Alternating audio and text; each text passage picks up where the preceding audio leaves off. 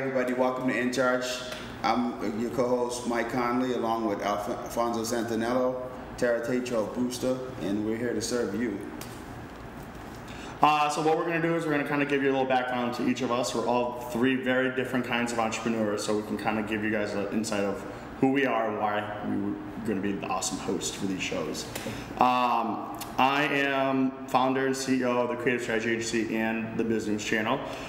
So I'm more of the business office kind of entrepreneur, and I've been in business for about 3 years now. Yeah.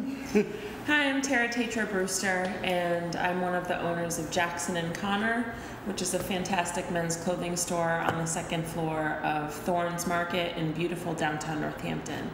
I started my business in March of 2008, so we started right before the recession, and I've kind of been through not only the beginning stages of business ownership, but also, you know, the best time to open a business in the past, decade or century or something like that. So I think I have some good insight on, you know, the day-to-day workings of a small business, and also, you know, how to sort of pull your resources together in order to keep your head above water in a really bad economy.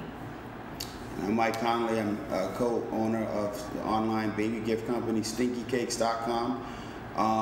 What I think I could bring to the show, we started our business with nothing, and a lot of people know about it now. We've been working really hard, dealing with a whole lot of issues online and offline, and I just think that we're gonna be able to teach you guys a lot of stuff.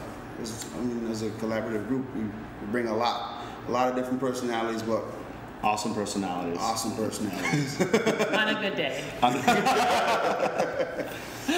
On a fully caffeinated day. Yeah, this is true. I'm half caffeinated right now. I'm very caffeinated, so this should be awesome. Let's do this. All right, so the first, we're going right into in news. Yep. Where we're pretty much going to give you a quick snippet of what's going on in the news and the media, entrepreneur related. Who wants to go first? Me? Yeah, I don't know. Anybody want to go first? Yeah, I'll go first. Okay. All right, so I spent the last week out in Boston doing the National Urban League when they had a conference out there. And what they were really focusing on was job creation. So what I found out was there's a lot of opportunities out there for people looking for work, but we're finding that a lot of entrepreneurs are creating jobs. So I was really encouraged out there just because to see just nationally everyone trying to do the same stuff that we're doing, trying to make a living for ourselves, but also provide opportunities for others.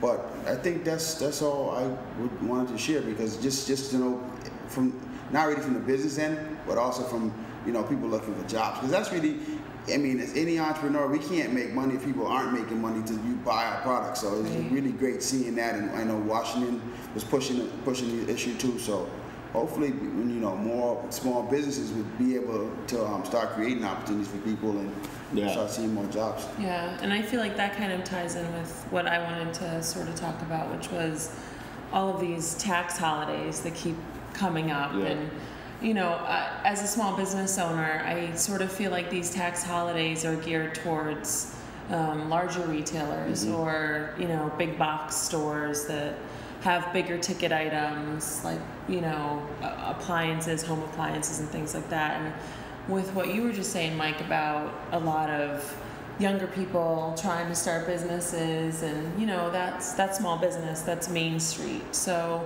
you know, I kind of feel like the government isn't really doing enough to kind of help small businesses, Main Street, like the backbone of this country, kind of, you know, help them to grow and stay in business and things like that. Small businesses are the ones that give most of the money to the government. Right. So. And they're the ones that most of them give back to the community in really small, important ways. You know, the big box stores sort of give nationally on a broader level, but small businesses tend to really support, you know, the smaller nonprofits and community events and things like that. So for me, these tax holidays always kind of give me a funny feeling, because who's it really benefit? Yeah, you know, I mean, I just wrote on our Facebook wall for Jackson and Connor, you know, because we have a lot of small businesses that are in our network as well as customers, and I put it out there, I said, you know, who does this benefit? Do any of you feel like you get like a bump in business from things like this, you know? So I kind of feel like that's on the table right now, because Massachusetts has a tax holiday coming up, I think on the 13th and 14th. And, you know, you don't pay any tax on any item $2,500 or lower, you know, and for us in clothing, you don't really pay tax on anything. Yeah. So for us, it doesn't really matter, but... It gives an initiative to go to the store because they think, like... Yeah. But if you guys, you know, about the whole tax situation, if you guys have any questions or you want to comment on it, tweet us. EnCharge Show, let us know what you think. I actually wanted to go kind of with the topic for the news part really local. There's a new group called Pioneer Valley Leadership. It's pretty much we're trying to embrace new leaders in the area, entrepreneurs and business professionals, and more so entrepreneurs. I met with one of the reps there, and it's a really nice group. It's in their first year, and they're just pretty much more about empowering Pioneer Valley, Massachusetts, and getting, you know, taking the younger professionals and encouraging them to become the next generation of leaders. You know, it's a really cool organization. They've been in works about 5 years planning all this together, and I think this is something that's going to be good for our area. You know, maybe there's going to be people emerging that we're all in our own groups within our own, you know, there's so many groups we're a part of separately as well as together, but there's people that we probably don't even know about that are, you know, coming up with these great ideas or have these great businesses and they're just not out there. I think this group is a great way for to extend our network and meet people and, you know, get them to come on the show. Was she at our event? Yes, she was at our launch party. Her name is Laura. Really nice woman. She's actually going to be coming on Strictly Business. I'm going to interview her for more in depth of what the group is and what their goals are and everything like that. But it seems very promising, at least for the Pioneer Valley, where they really want to keep the entrepreneurs here and keep this area like thriving. Yeah, it sounded really interesting if you guys want to check it out, but I know that it was a little bit of a time commitment for me. I was like, oh, yeah, okay. Yeah, I don't have enough time to do this but right now, but no, it does seem something great. I'm going to figure out the website and I'll have it linked up on here so you guys can check it out. But it is a really nice thing that they're trying to get going, and I hope it lasts, and I hope, you know, they do well with it.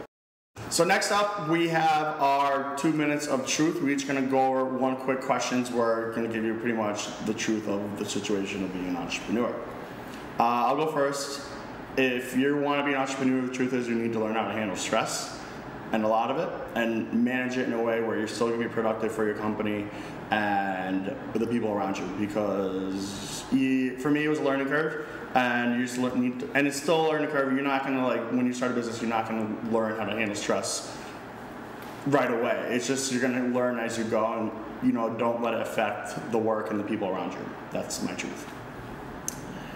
Well, I think my truth would probably have to be that owning a business is like having a baby. I mean, owning a business is sort of like giving birth to this thing that is inherently yours, and what needs to happen when that happens is the baby or the business needs to come before pretty much everything else. I mean, if someone had have told me before I opened the business that the business would come before my family and my friends and my husband, it would be, you know, something that's always on my mind and really like embedded in like the front decision-making part of my brain, I would have laughed it off. But, you know, I really think that when you work this hard and you're as invested, you know, monetarily, time-wise, and everything like that, it's just something that just takes precedence over everything else in your life.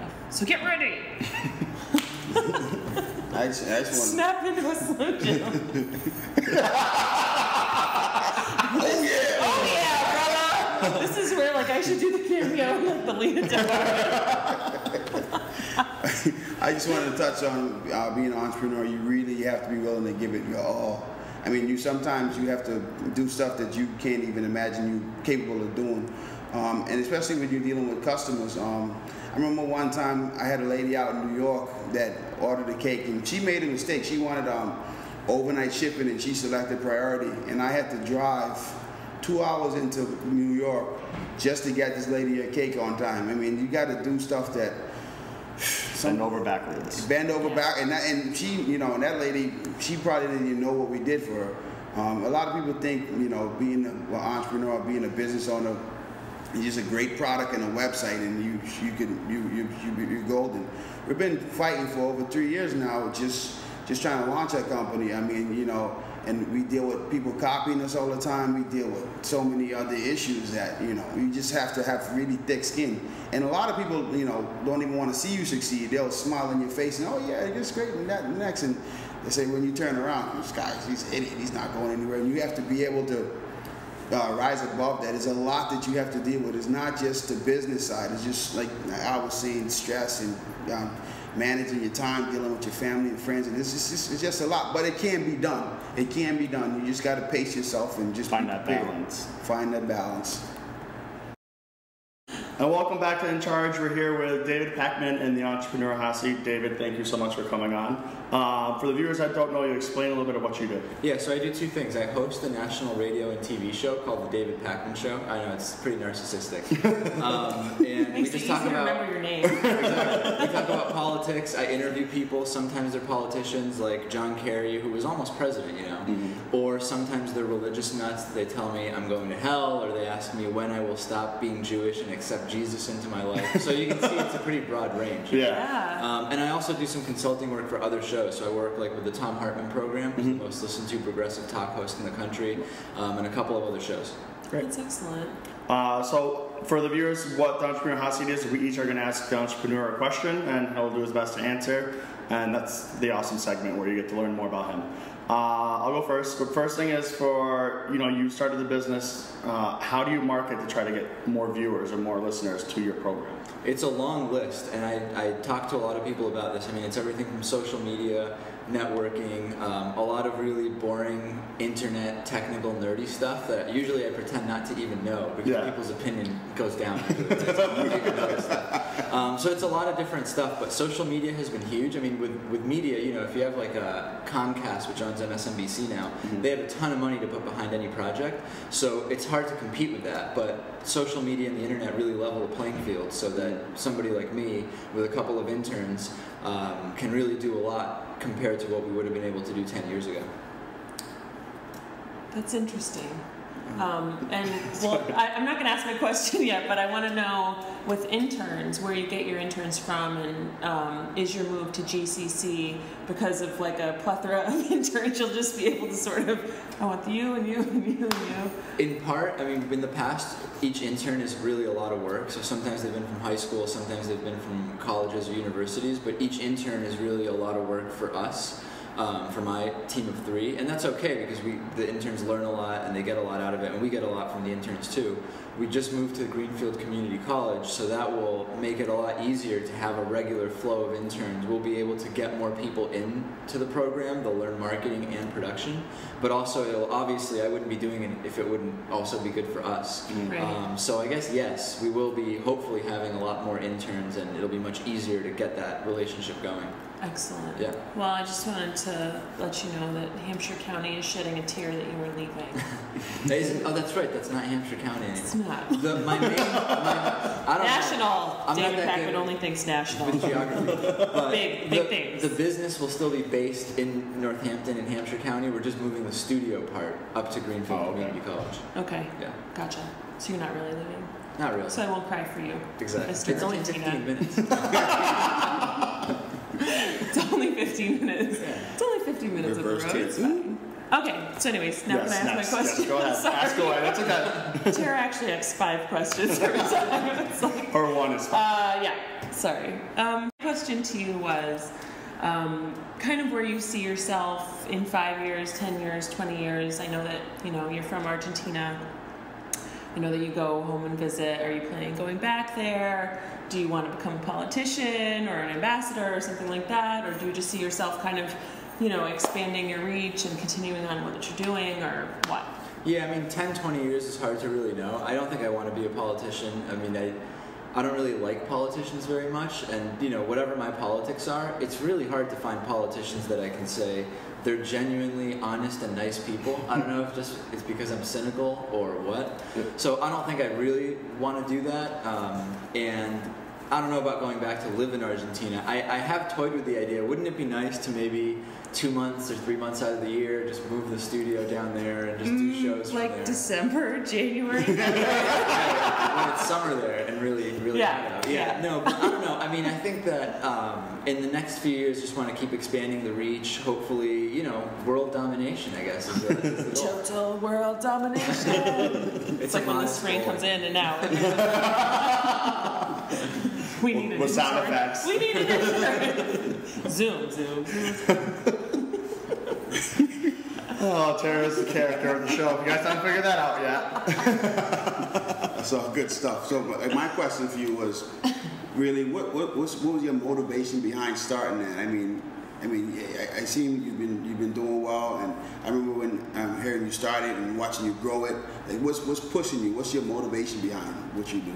It's weird. There's no like magical story about how I felt that this was my cause and I was driven to it. It was really kind of boring. I mean, I just was literally bored when I was an undergrad and a radio station was starting, and I said, "Oh, I'll do a show." And the only way I even came to politics was I didn't want to be a DJ. I didn't want to just play songs. And I didn't really care about sports enough to do a whole show about it, so I just figured it would be politics. And it really grew just a little bit at a time. I mean, we went from 1 station to 2, and then I thought, oh, maybe there's something here. And then we went from, 50 to 51, and then I was like, oh, that's a little bit. So it was so incremental that there was no point where I said, oh, this is the plan, or this is what's going to happen. It was really, really slow. That's good though, because a lot of people don't understand. I'm glad you said that. A lot of people don't understand. Sometimes businesses start organically. Like, you kind of fall into it, and it's great to see you be able to be wise enough to see there was an opportunity and run with it. A lot of people, they get an opportunity, they don't even realize it's an opportunity. So congratulations to you and continued success. I probably didn't even realize it was an opportunity for years. I mean, for the most part, I was just doing this part-time while I was getting my degree. And it wasn't a business by any means. I mean, it didn't lose any money, it didn't make any money. There was just no business model. But eventually, we started getting advertisers. We developed a paid membership program, affiliate programs with organizations like Amazon. Now we're rolling out the David Pakman Show gear. We've got these T-shirts made from, it's incredible, recycled plastic bottles. I mean, who would have even thought? Completely sustainable, works with our audience. So it was really just one piece at a time. If I think back to that first show when I just read notes, and even my mom, who tells me anything I do is fantastic, was like, it was pretty good. It's been a big change for sure. That's like Al's mom with his laugh. She tells me not to laugh in public. That's okay. Just on camera. Yeah. All right, David, thank you so much for coming on. What's the website for the show? So if they want to check it out. davidpakman.com, Pakman. Great. And we'll be right back. All right, guys, thank you for watching. I can't watch anything right now. What? What did you say? What is that noise? Who said that? All right, guys, thank you for watching our first pilot episode of EnCharge.